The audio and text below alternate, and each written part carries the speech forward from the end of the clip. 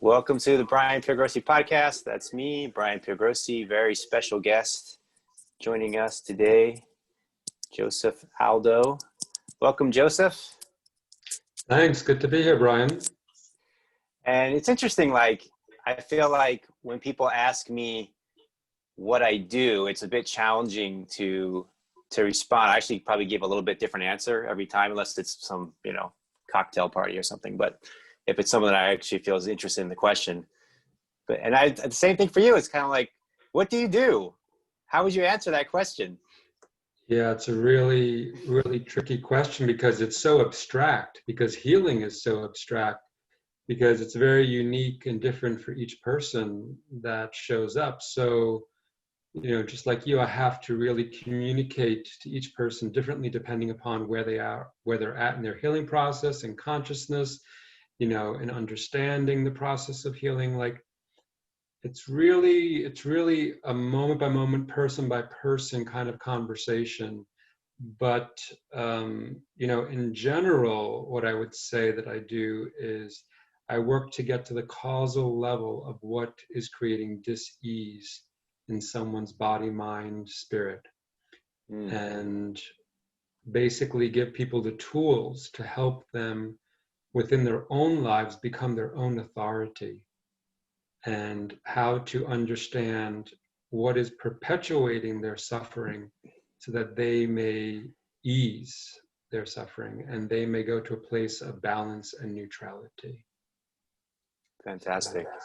Yeah. And the way that you've come to this place is what I was saying earlier, is much like me, through your own personal journey, right? So you and I both had illness in our past, and chronic illness, and moved through that and sort of discovered the way through that, first and foremost experimenting and exploring within ourselves, and then sharing what we discovered with others. So why don't you share what has your journey been like with health and illness and what we could call disease, right? Yeah. I think on some level, I was always a really sensitive kid, very hyper aware of my environment, of other people, other people's emotions and feelings. So I'm what's called an empath and an intuitive. And so I feel like because of that sensitivity, I absorbed a lot of emotional toxicity, psychic toxicity from my environment very early on in my, crazy Italian family with so much drama. I didn't have a clear core sense of self. And you grew up in New York City? Yeah, I grew up in Brooklyn. And so without having a clear sense of self, it's so easy to lose oneself and one's environment and think that I am everything that's happening around me. So my emotional and psychological state was very much chaotic. And by the time I turned 20, I was a sugar addict, because that was my way of dealing with all of the internal pain that I was feeling. And I don't even know if it was even my pain, to be honest. But by the time I turned 20, I made a mess of my body because, this body doesn't process sugar that well. And so by then I was full of parasites and fungus and digestive problems and depression, because sugar can really lead to a lot of emotional ups and downs. So by the time I turned 20, I was good and unhealthy. And by the time I turned 25, I started having a lot of symptoms and chronic fatigue and just not a properly functioning digestive system. So I had to really begin to study about the body and understand what all these symptoms were that I was having, and then deconstruct and change my diet, study Ayurveda, study homeopathy, flower essences, tissue salts, detoxification. I mean, I went into all these fields first and foremost to study about my own health, because I knew if I went to a doctor, I wasn't going to get the correct information, because all they have is drugs and surgery. But in the field of holistic health and medicine, there's a plethora of information. But one really has to understand one's own body and constitution to really be able to affect significant change in one's body. And so I did definitely consult many different healers and like naturopaths so that they could explain to me what was happening. And it took a good 30 years, 25 to 30 years to really get this body into, order. But it wasn't just the body. Then I started going through a dark night of the soul. Like, it's enough to have physical pain and suffering. And then now you add the spiritual and emotional and psychological. So for a good amount of time, I was like in bed, just trying to understand, like, what is this life all about? And why all of this suffering? And, fortunately, I'm blessed with really strong intuition and inner guidance. And so I would have my inner voice communicating to me and saying, it's all for a purpose later on in life. So just ride the waves. And I'd say, well, how long am I riding these waves for? Like, 5 years, 10 years, 15 years. And it'd say, yeah, soon, just keep riding the waves. And, I love that term soon, or be patient, because in the other realms, there is no time. Yeah. And it's not about my timing and when am I going to be done. It's about being with the process, really being with the healing process. And it happens in nature's time. You cannot speed up healing because you cannot skip any steps, I realized. So at a certain point, I just surrendered. And I said, okay, fine. I'm just going to lay here until you tell me what to do and give me the guidance. And then each day I would hear exactly what to do and I would just follow the guidance. And that really strengthened my connection to what I call the invisible realm. Angels, archangels, masters, ascended masters. I just call on whoever and say, I really need help today. And what can I do? And it really fostered a level of trust in the emptiness, in the void, and allowing that space to be filled with inner guidance. Well, I'm really touched by what you're sharing because it so parallels my journey. It's kind of like a confirmation of my journey. So a few things stand out. First is what we call SAD, or the standard American diet. Grew up on that too, and it became clear that on an external level, like, okay, well, that's a killer. Like that kills us, not just physically, but mentally, emotionally. So there's a journey of kind of understanding nutrition and understanding what we put in our body and how it affects us. And I also grew up, for myself, with standard Western medicine, and these doctors knew all the answers, and you go to them and they cure you. And I became sick with what we were calling chronic fatigue syndrome. And these doctors, they didn't know what was happening, didn't know what was going on. They all labeled it something different. They all wanted to give me drugs. And I just became very disillusioned. Like, well, they don't know what they're talking about. I have to find the answers with myself. So that started the journey for me. And then this mind-body connection, right? I didn't grow up conditioned that I thought, your thoughts don't affect your body. It's two different things.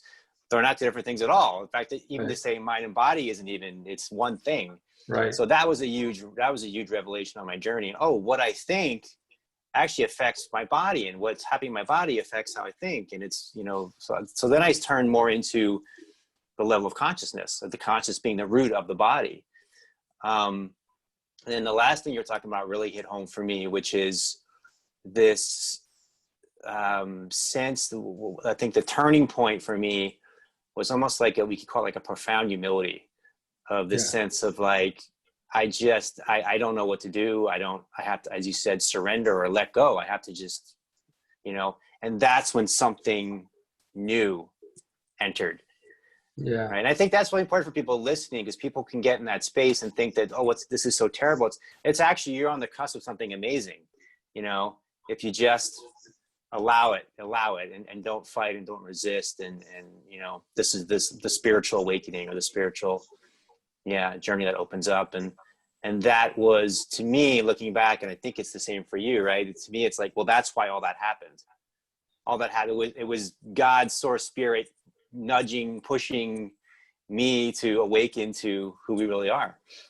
Right. That path of suffering, I've learned, is not something to be avoided, but something to be embraced. And so, we all have a soul purpose and a soul agenda before we incarnate. And so everything that's happening is part of how we are here to fulfill our soul's purpose and to contribute back to humanity. So all that I went through, all that suffering definitely served a huge purpose. And that purpose is to give back and to be of service right now, because I understand the mechanism of the body in such a way now, because I went through it, that there's no way possible I could have understood by just reading a book or studying texts. There is a process that we go through, because the body is multidimensional. It's not just a physical material substance, it's actually mostly space. And so if the body is actually mostly space, then it's consciousness that's running the show, not the cells. The physicality is secondary, not primary. Consciousness is primary. So our state of consciousness actually creates our physicality. And so the point of suffering to me is the process of dissolution of the false identity that we come up with. And when we're growing up, our ego creates these coping mechanisms and defense strategies to survive life, which is intelligent to do so, because you have to survive in a family. For example, if there's abuse, you have to find a way to make yourself small so that maybe you won't be seen to be abused.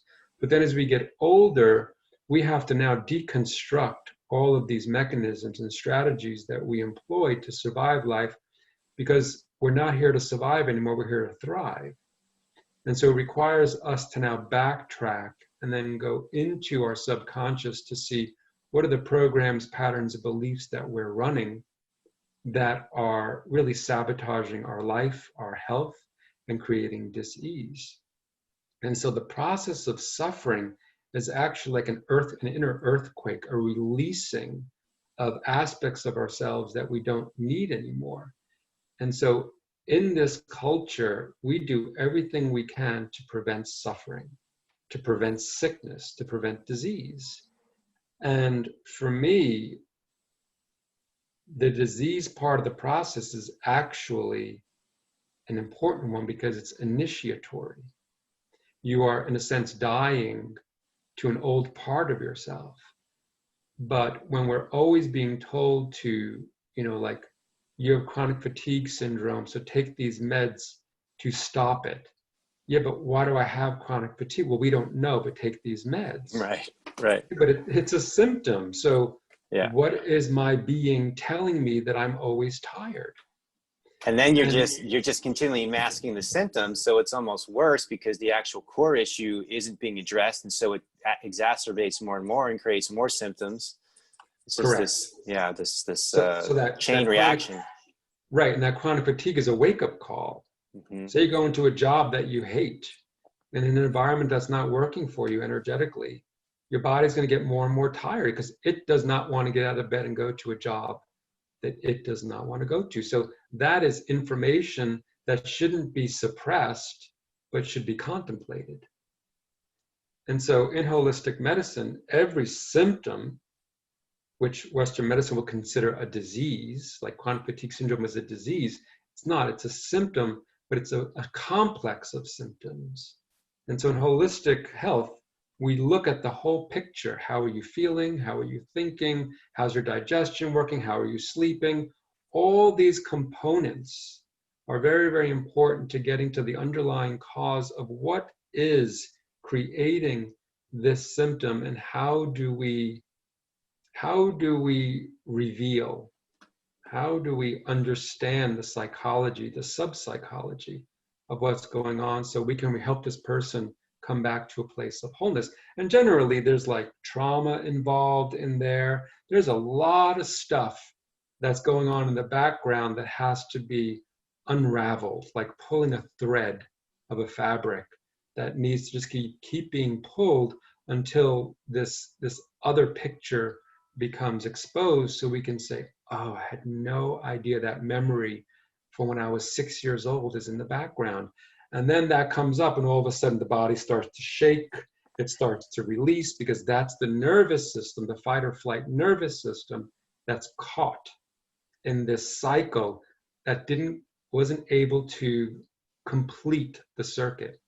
And a lot of illness revolves around old traumas that never got to be resolved. So healing is so much more complex than just like doing tests on a body, finding out what's the germ, what is the pathogen. And what's the corresponding drug? Exactly. Yeah.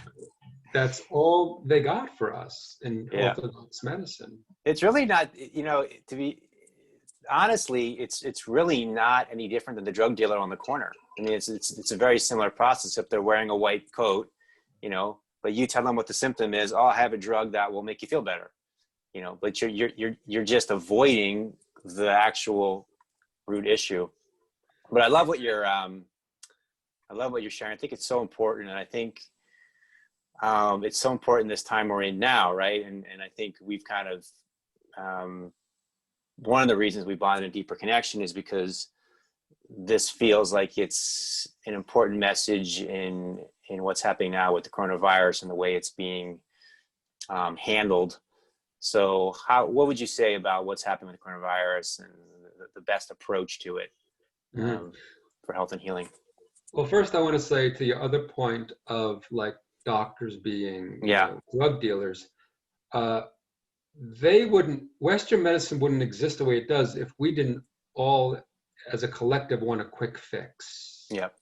It's so much easier to go to someone else and say, doctor, tell me what's wrong and give me a pill, than to change one's diet, one's lifestyle, to exercise more, et cetera, et cetera. Yeah. It's really much easier. So I don't fully put the blame on doctors at all, but we're all creating these systems together. And the more we wake up and start to explore deeper our, the complex system that is this human body, this human psyche, this human being, the more we start to look for alternative ways, or maybe even traditional ways of healing. And even Western medicine is opening up to all of this more and more. So, that is a very good sign. In terms of what's happening now, Western medicine operates through a specific lens called the germ theory. So all disease arises from a germ, a pathogen. And the goal is to isolate that pathogen and then kill it somehow or fight it. And that is basically one way of dealing with something that is a very reductionistic actually, way of perceiving existence and life. And so here we are in this state of, coronavirus, and we're being told we have to do all these things to protect ourselves from a germ. We have to social distance, isolate ourselves, stay home, basically hide from a germ. And the reality is germs are ubiquitous. They are everywhere. We are mostly germs. We are more non-human cells than human cells. So in a way, it's saying like, I'm a victim of my own reality, of my own existence. And that the only thing that's real is that the outside world is something antagonistic to my inner reality, and I have to fight it like a war, using hand sanitizer, using masks, using all of these substances or techniques to protect me from some boogeyman in a way. And, from the very beginning, I was totally unconcerned because I understand how the body works. And we have what's called an immune system, which is our sense of inner authority. It's our boundary. And the immune system, when it comes in contact with a germ, it knows how to deal with it. And yes, some of us will get sick and some of us may die, but that's no different than anything else in existence for thousands of years. You come across something and sometimes you can't handle it and sometimes you can. Most of the time you can. And what's genius about the immune system is that it knows how to handle it and then also handle the transformation of these germs because they're always changing, right? So you can isolate a virus, but then the next moment it will shift. So what are you going to do? You're going to produce a vaccine or a substance that's going to fight something that's continually transforming. The only thing that can handle a continually changing agent is the immune system. Which is also a continually changing agent. Exactly. Yeah. Exactly. And so that's why the microbiome, which is a big conversation these days, we understand that we need to have a cellular structure within our digestive system that is imbalanced. So when anything comes in, it knows how to codify, like, oh, this is this germ, or this is this virus, this is this bacteria. But we know in this, computer microbiome, we know how to deal with this because we are an intelligent being, an entity. But of course, some people are going to have weaker immune systems and they need to be on hyper alert for when things come around, like coronavirus, for example. But you can't really put everybody in the same, category because we're all so different. Some of us have really amazing immune systems and, a virus will come and go and we don't even know about it. Others will have, symptoms and will lay in bed for a week perhaps. But is that a problem? Like, is it a problem to get sick? Because to me, after every sickness I've encountered, I've been stronger afterwards. So again, in this medical model system, according to the germ theory, you want to avoid at all costs getting sick. So you're going to do something prophylactically, like getting a vaccine or getting a flu vaccine, for example. But, why not just get the flu? What's wrong with getting the flu? It's an inconvenience, yeah, and it doesn't feel good, but every time you get sick, you're going to get stronger. What doesn't kill you gets you stronger. It's so true. So yeah, that's my perception of, you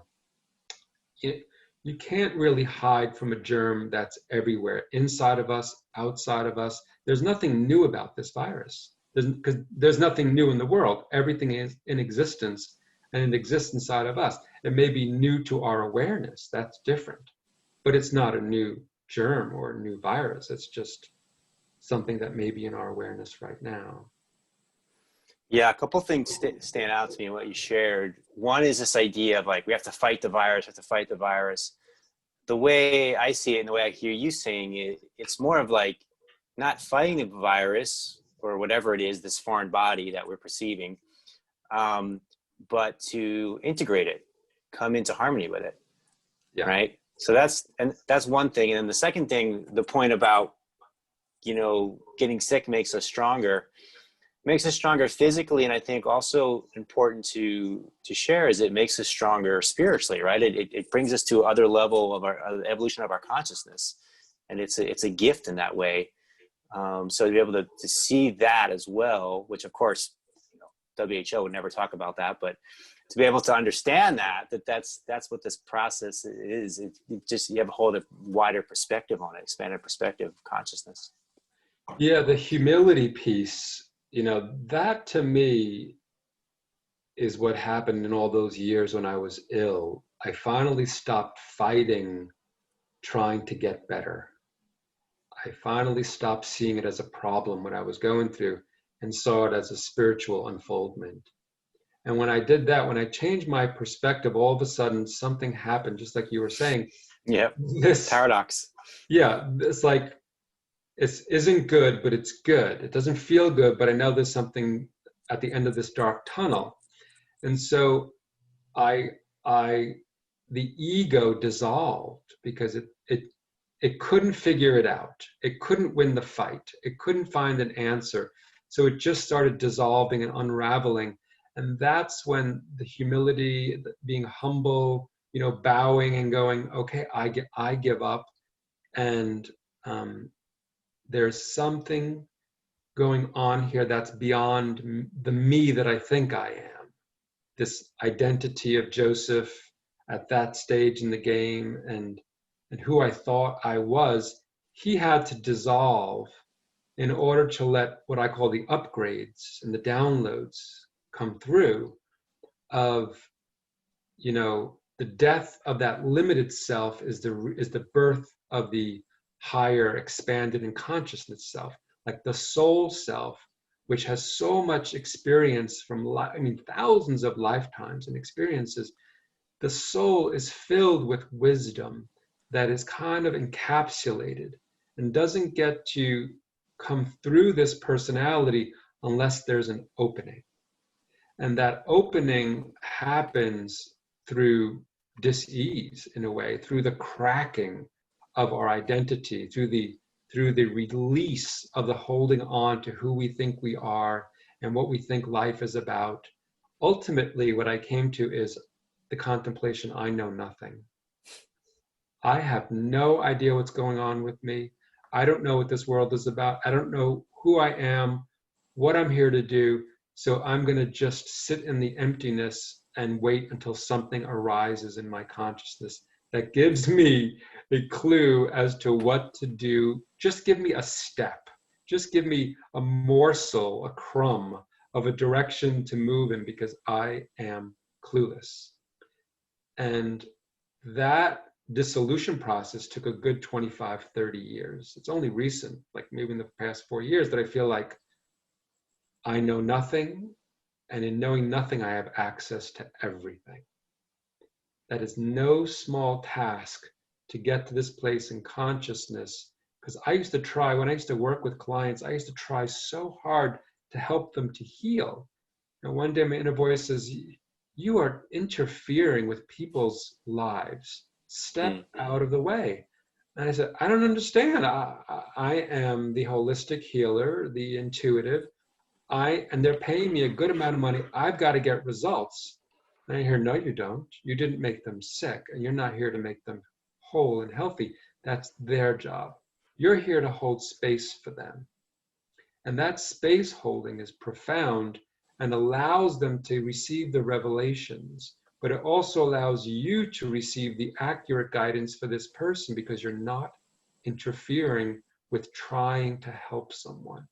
And that day, my work and my life completely changed, because I surrendered yet again at a deeper level of thinking something is wrong with this person and they're suffering, as opposed to this suffering, just like my suffering, is going to lead them to the truth of who they are, and the connection to what's true inside of them, that they may become their own inner authority and are not seeking outside of themselves for the truth with a capital T.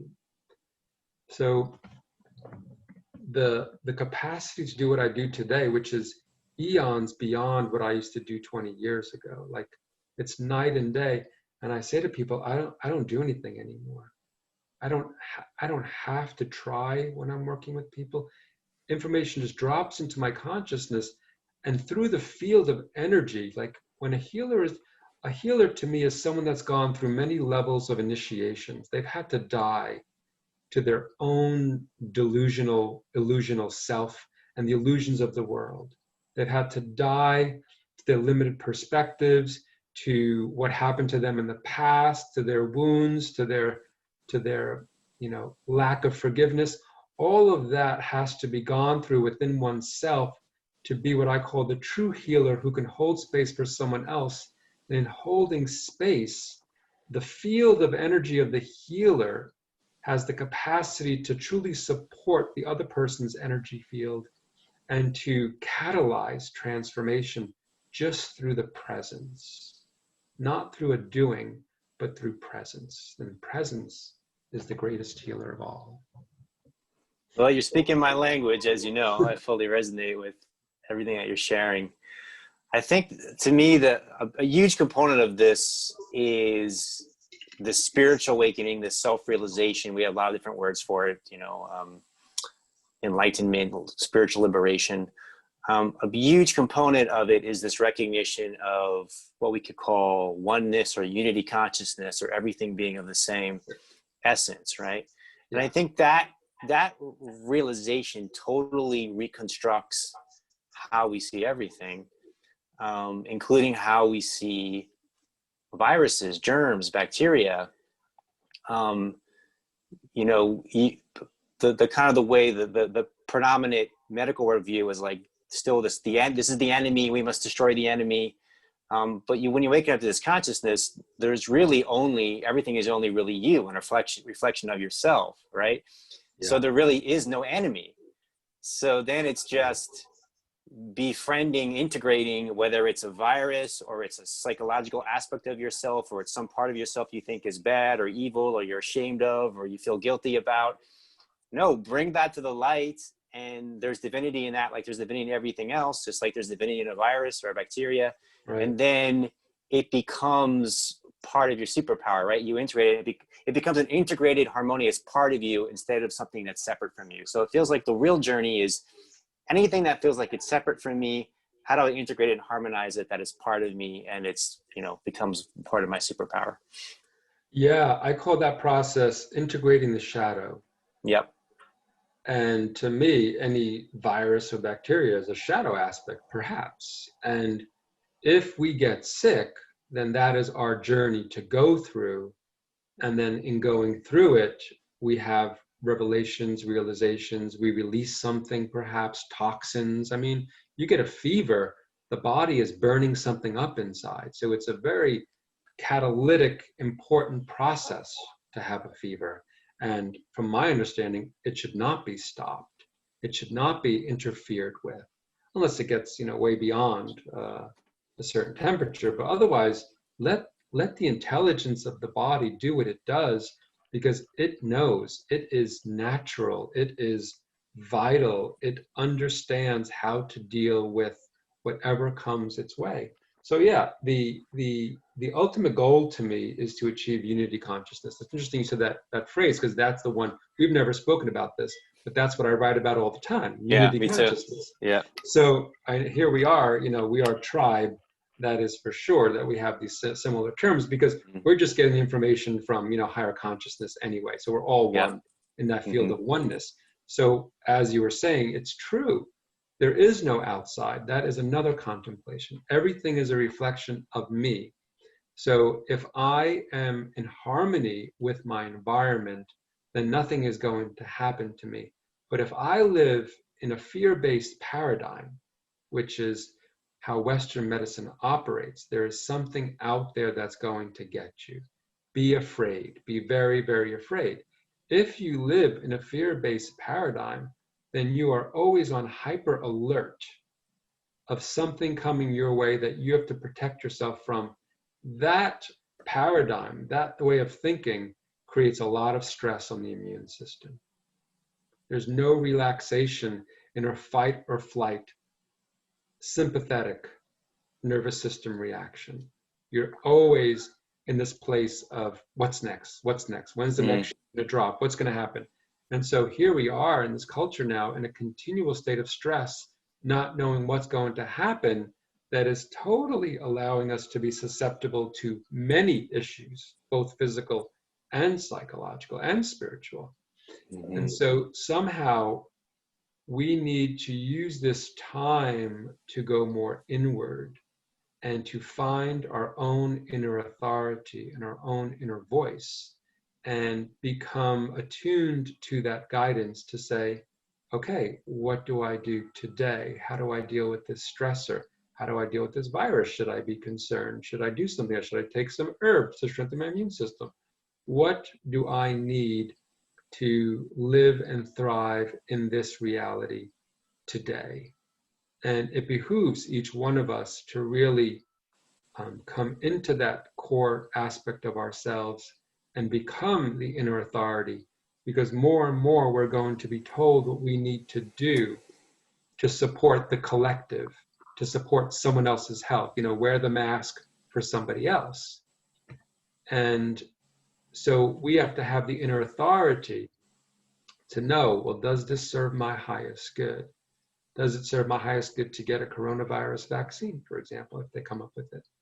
And so the inner authority knows what's best for each one of us. Some people may want it and think that's the solution. Others may be, no, this body, this system does not want that. So I find that this time is a great opportunity to do a lot of reflective work and contemplative work, and to get to know oneself better and step into a place of calmness and relaxation versus reactivity. Couple really, I think something really interesting to me is a few things. The body has this intelligence, right? You've discovered that. I've discovered it, other people have discovered that. And this intelligence knows more than the thinking mind.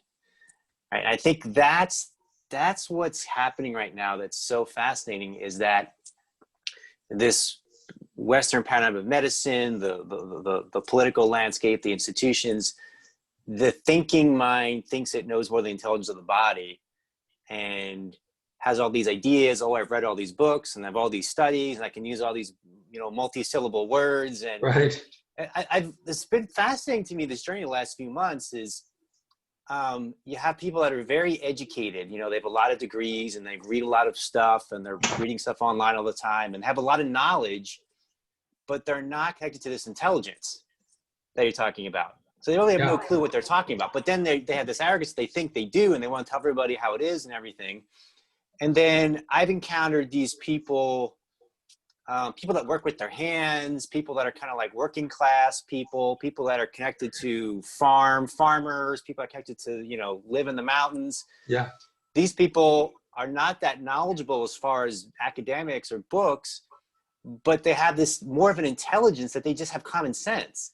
They get this conversation that we're talking about. Yeah. It's really been fascinating what's happening. And so it's like, okay, not that there's anything wrong with having a lot of information or knowledge. It's great, but can it be secondary to this intelligence of the body, which is more of a mystical thing? You don't understand it with your mind. You learn to trust it.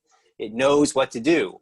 Trust it knows what to do. I had poison ivy a couple weeks ago out at Lake Santitla.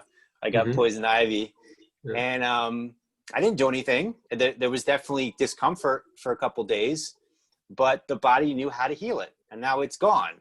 If I would have thought with my head, how do I do it? What do I do? I never would have been able to figure that out. So just trusting that intelligence, right? That seems like such a big message right now for us to access and tap into as human beings. Yeah, I am so with you. The vital force is the healer. That's it.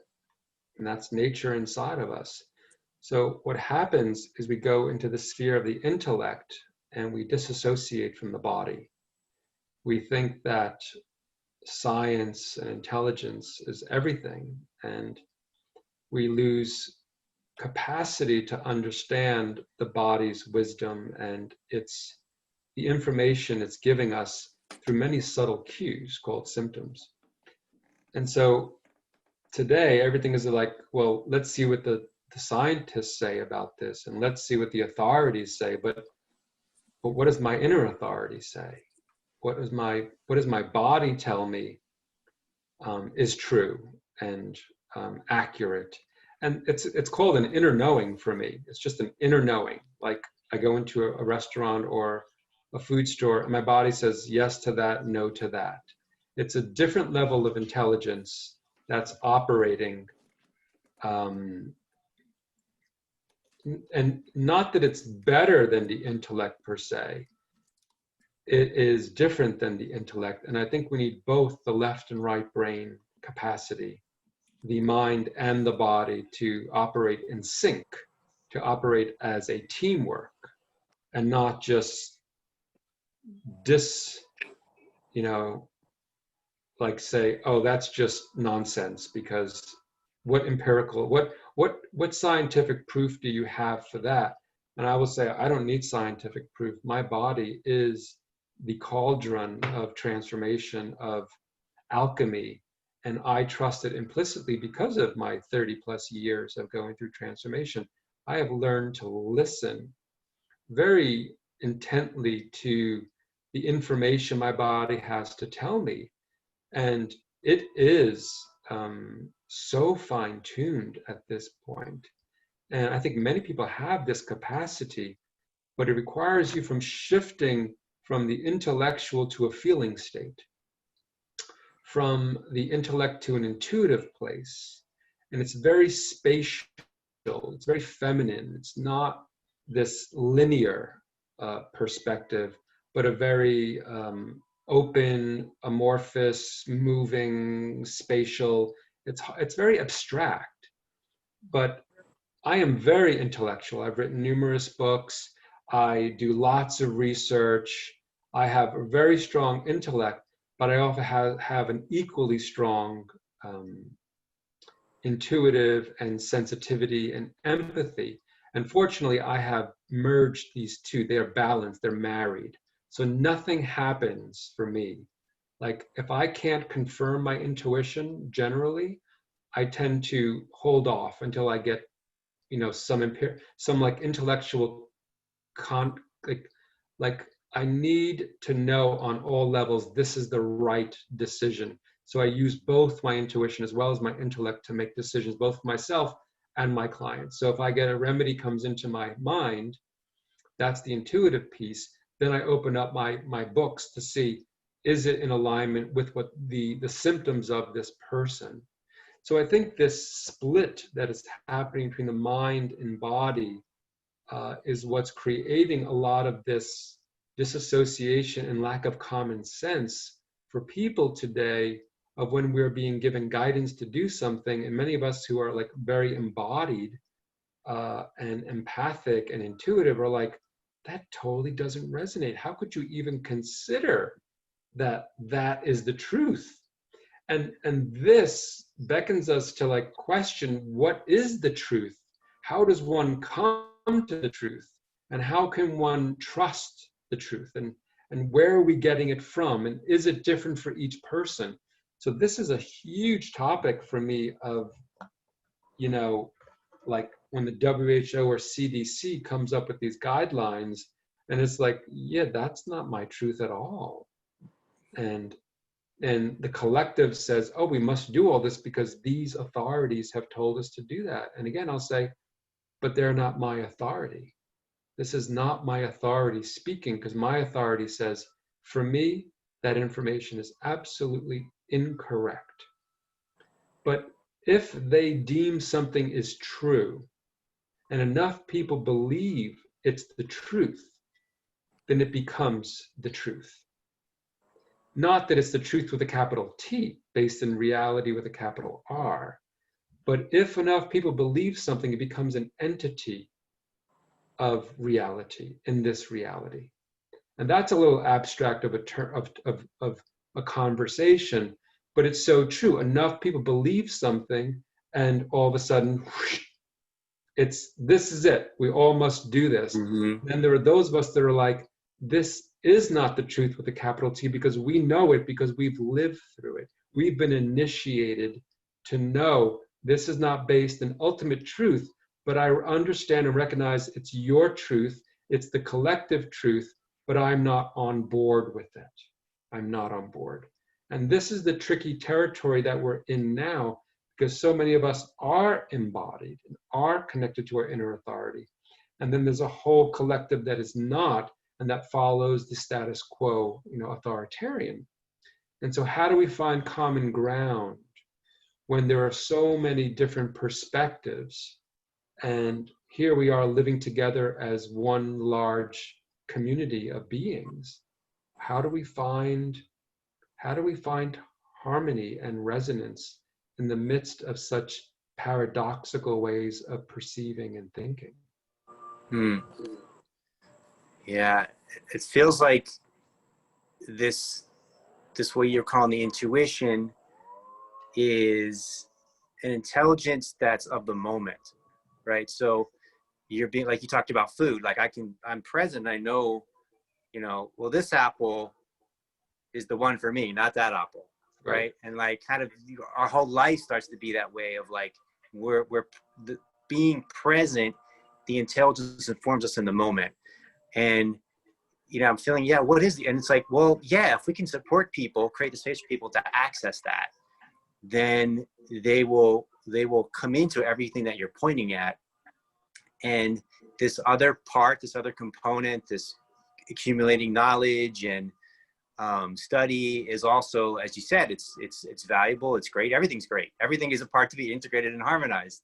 Totally. But it's not the leader. It's not to squash this other component. To me, the other component is actually the most important, and then the other one's a secondary component that supports the other component of the intelligence of the moment, the presence, the intuition. So yeah, there's a catalyst here. Perhaps because we were kind of talking the other day, like, how do we get out of this thing?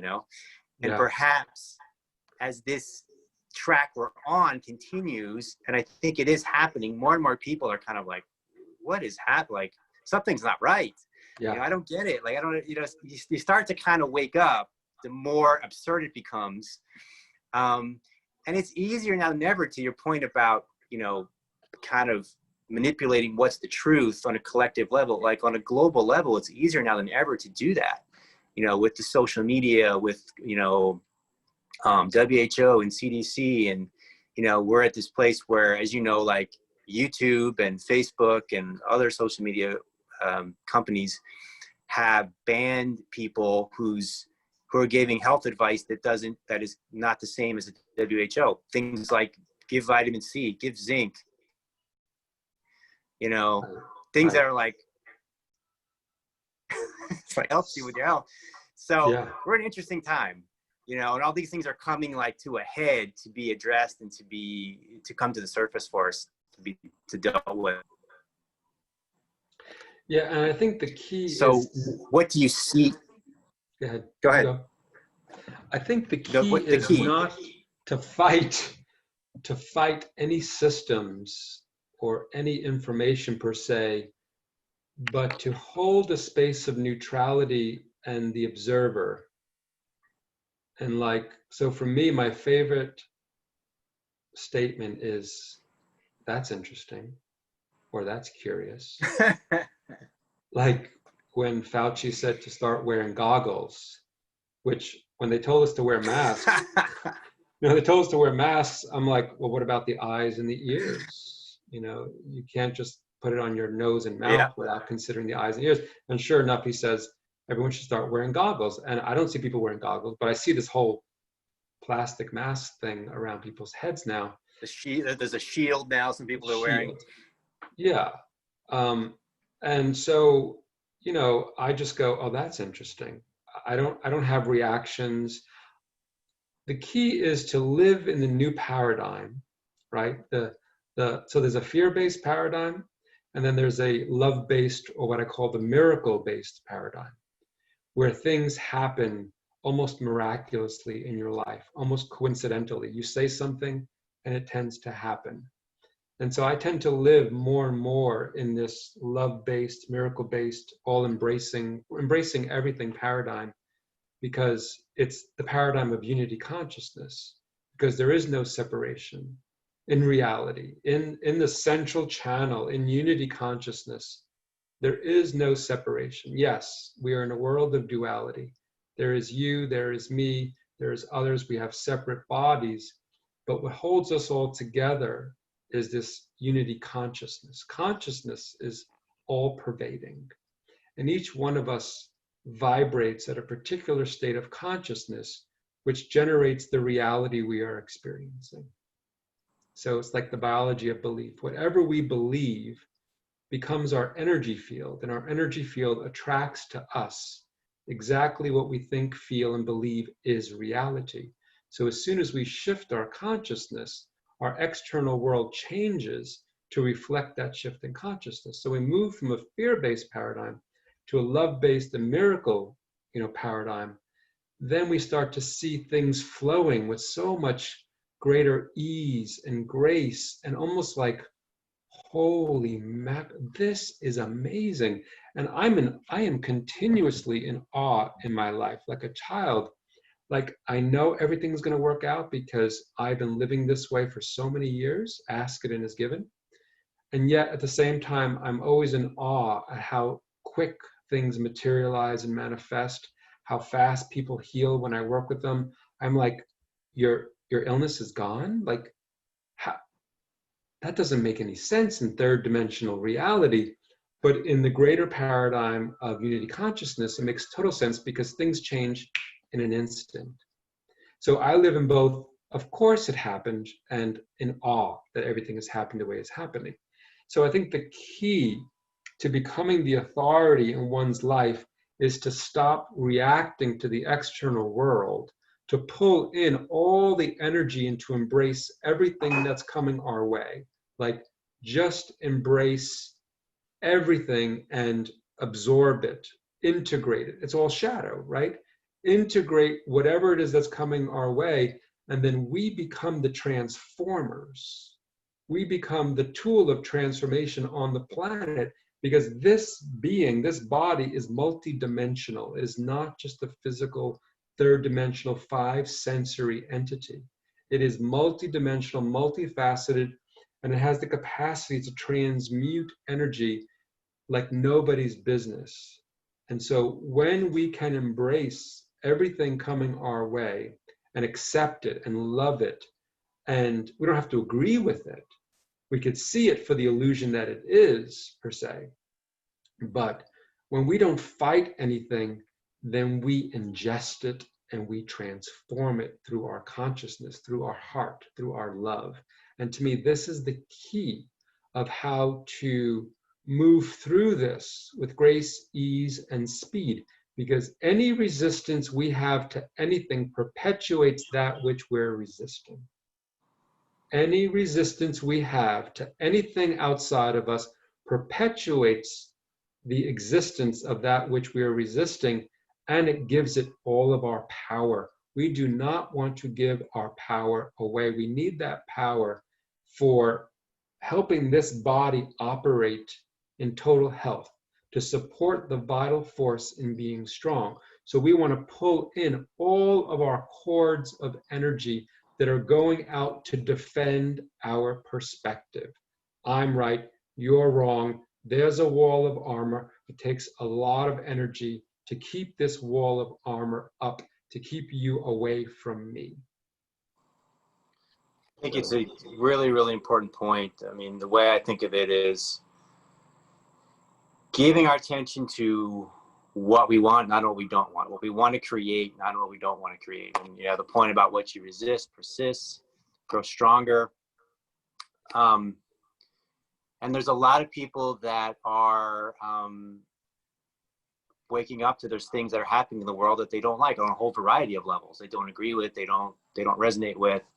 And there's, this sense of like, we have to fight it. We have to push back. We have to, protest. We have to make a stand. We have all this energy. And like, I see it as you see it, as like, actually, no, we don't. Yeah. Not only do we not have to, but you're actually, if you're anti-racist, you're creating actually more racism. I mean, I know it's a shocking statement to a lot of people, but if you're against war, you're creating more war. If the war on drugs creates more drugs. All these things perpetuate the very thing that they're against. Whereas it seems counterintuitive at first, but if you can just stay focused, I mean, there's definitely things that come in my consciousness throughout the day, especially nowadays, that there is this instinct to, to push back against. But the more I become aware and just focus on what do we want to create. I love the paradigm of love and the paradigm of miracles, right? And then the next level is you put your attention there. I'm putting my attention on the paradigm of love, and I'm not putting my attention on this other stuff. This is what I'm creating, right? That's that inner authority, that you're talking about, inner authority. This is what I'm creating. This is what I'm focused on every day. Then the miracle is they just start to show up. People that like you and like me that resonate on the same frequency. It's like, oh, you're an ally. We're creating this together. Yeah. Oh, how fun. It's more fun to create with other people than by myself, Yeah. So if you're listening to this, like if you stay on this path, people will arise. It may seem like, I'm the only one in my town or in my city that looks at things this way. But if you stay on this path, people will arise that are your allies that are coming to your aid, that want to create with you, play with you, you know, create new universes, new worlds with you. And so that's what feels like is exciting right now, is like, what do we do right now? People asking, what do I do? I'm seeing some of these things, what do I do? It's like, focus on the paradigm of love and of miracles, and you will find those of like resonance, and you'll start to create this new culture, world, civilization together. Yeah, and it already, for me, it already exists. True. Yeah. Like, it's not that I have to go there or I have to create it. It's just a slight movement to that, you know, from like the resistant mind or the creating otherness with our mind to the unity of our heart. It is a shift in consciousness within us that allows us to reside within this quote unquote new paradigm. That's not a new paradigm. It's simply a paradigm that exists if you are in that mindset. I'm not sure if you ever saw the movie. It was a book written by James Redfield. It was Celestine Prophecy. Exactly. The movie, The Celestine Prophecy. I can't remember much of any of the movie, but there was one part in the movie where they're both running away from the perpetrators that are trying to get them. And the one guy says to the other, whatever you do, don't go into a state of fear, because then they will see you. They were so close, but they were not, neither of them were visible, because they were in a different frequency, which was the frequency of love. And the guy said, I'm trying, but I'm afraid they're going to get us. And he said, just don't go there, just hold love. And he couldn't. And he became visible, but the guy right next to him, his friend, did not become visible. That opened up my consciousness in a way that completely shifted my reality and helped me to see that, like, I can avoid perhaps accidents, catastrophes, many things, simply by holding this level of consciousness. And actually, I have many stories of something that almost happened to me, that even almost killed me. And in the last moment, something stepped in miraculously and just like pushed me aside, and I didn't die. Like, numerous times this happened to me. And I would sit there in the car and be like, I have no way to explain to anyone how this just happened. And fortunately, I had a friend in the car. We both looked at each other, and I'm like, did you just see that? And she goes, yeah, that was amazing. So I have this direct experience of like something stepping in and miraculously protecting me, protecting friends, protecting the situation. And that to me is an example of what happens when we live in this new paradigm, is that something unfolds that's beyond third dimensional, five sensory understanding, that allows us to not only survive, but almost be like superhuman, like to thrive in a way that is beyond my mind's understanding. That's why I say I live in awe so much in my life, because I'm amazed at how things unfold with grace and ease, because I don't go to the place of struggle, or I can't do this, or how's it going to happen.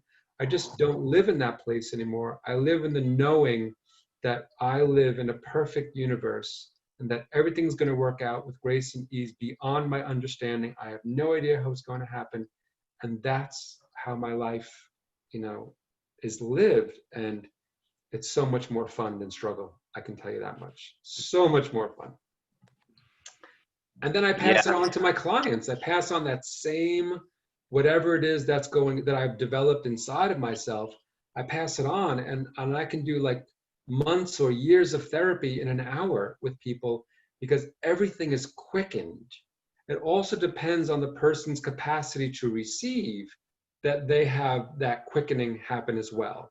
So some people, like, I've heard about you for years, but I knew I wasn't ready. And then they come and they're like, holy mackerel, like that, what happened in 1 hour is beyond understanding, because it's not third dimensional, it's multi-dimensional, it's multifaceted.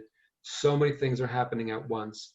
And that's what's available to us if we are open to receive it.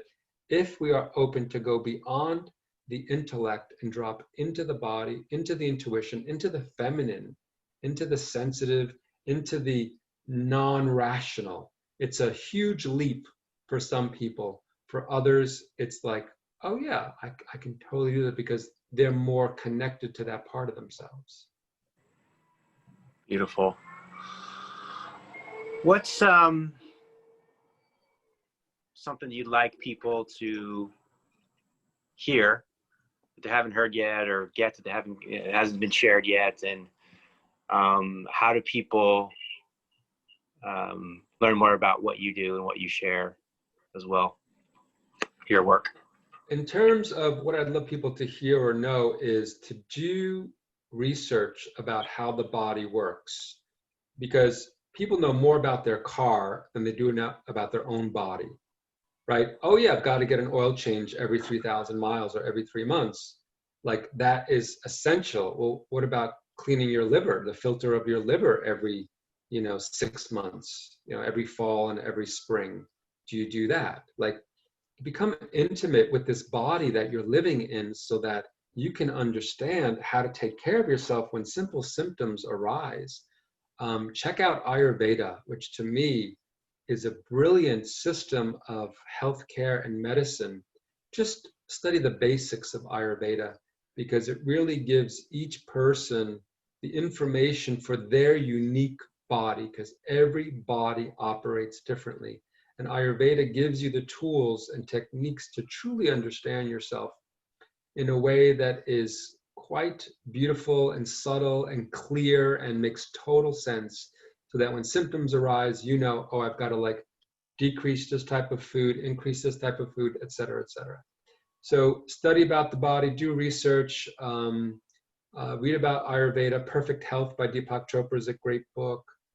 Have a team of healers that can help you to really understand your issues and yourself more, much more. And in terms of knowing what I do, you can always go to my website, www.josephaldo.com. Lots of free stuff, the 12 universal laws and spiritual, the 12 universal laws and spiritual principles, as well as the 7 contemplations. Those are 2 things that are really helpful tools to help one evolve in one's consciousness, as well as the cutting cords meditation that you can get if you just sign up for my newsletter. But also, I wrote a book called Holistic Healing and the Shifting Paradigm, which essentially gives you the basics of a lot of the tools that I work with and the distinction between the germ theory versus the terrain theory. So a lot of very good, useful information, very succinct. I'm a succinct writer because I don't got time to read, so I know people don't have time. So I put it in a really clear, succinct way so people can get it, and then they can explore whatever they feel like they would like to explore.